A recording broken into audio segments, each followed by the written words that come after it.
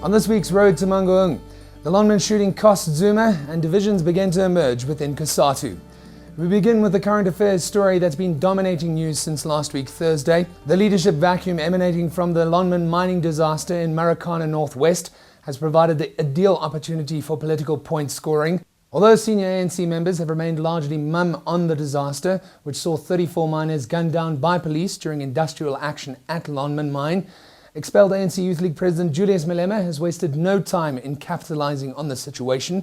On Saturday, Juju addressed the miners, calling for the resignation of Police Minister Nathi Mthethwa and President Jacob Zuma. The ever-controversial Malema painted the picture of police protecting mining assets, in particular that of ANC heavyweight Cyril Ramaphosa, who is a non-executive director at Lonmin Mine. Although he struck a chord with those affected by the tragedy, it's easy to see why Malema chose to speak there. Zuma is Juju's political persona non grata, and Ramaphosa is the man that upheld his expulsion from the party as the National Disciplinary Committee Appeals chairperson.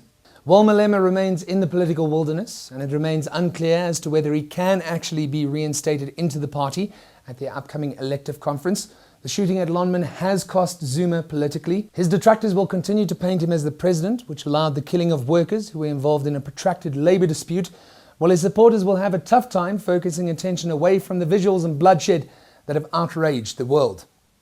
Away from the Lonmin tragedy, a leaked political report from Cosatu has caused a stir within the tripartite alliance. In a hard-hitting draft political report prepared for the Labour Federation's conference later this month, their Secretary-General Zwelithini Vavi says the ANC is being continuously damaged by patronage, factionalism and corruption. He goes on to decry government's poor service delivery record, citing the Limpopo textbook saga specifically, saying that it is an example of complete state dysfunction.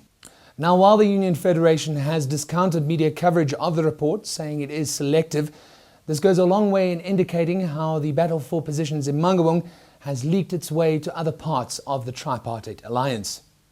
Vavi is understood not to be in favour of a second term for Zuma, while Cosatu President Lonmin is said to be firmly behind a push to have Zuma re-elected.